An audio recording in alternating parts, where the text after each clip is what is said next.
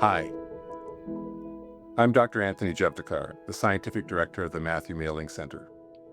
In celebration of 30 years of transplants, triumphs, and innovation, I'm here to share with you our collaboration with Astellas Pharma Canada and how that collaboration led to the creation of the Matthew Mailing Center for Translational Transplant Studies.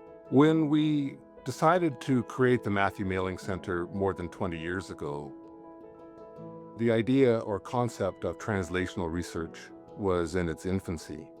And by translational research, I mean this bidirectional interaction and communication and integration we have with patient care. We go to the clinic, problems are identified, we come to the mailing center, we address those within the laboratories, find solutions, go to the clinic, see what happens in the clinic, and come back. And the mailing center is ideal for this as we have integration of physicians, scientists, and many other people that in fact help us to address the problems we have in transplantation and solve them. We had many funding hurdles early on, but that changed significantly in 2003 when we met a very altruistic family, Carol and Gary Mailing, who had lost their son, a young heart transplant patient who died unfortunately related to complications with his surgery. And they gave a significant donation to launch the mailing center, and in fact, this is the naming was the Matthew Mailing Center in honor of their son.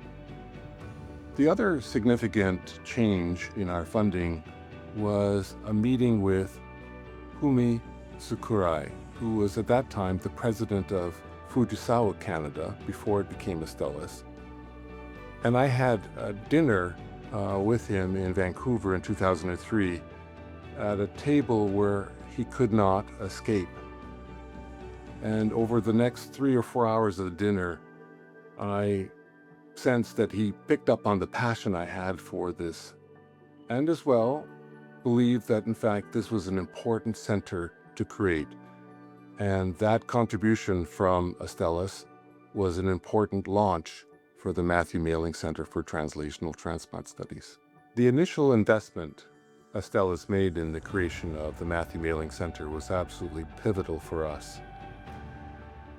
That initial contribution allowed us to leverage other donors, families, corporations, even prominent hockey players, if you can believe it.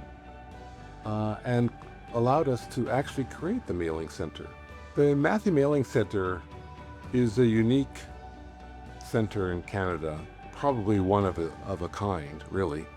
It occupies a footprint of about 9,000 square feet and has really integrated microsurgery, imaging, molecular imaging, offices, and lab space. Over the span of the creation of the mailing center, we have trained several hundred graduate students, probably around 50 postdoctoral clinical fellows, and we've had more than 400 publications. Not only is this remarkable in London, I think it really is remarkable in Canada, and any international visitors that we have had to the center have simply been amazed.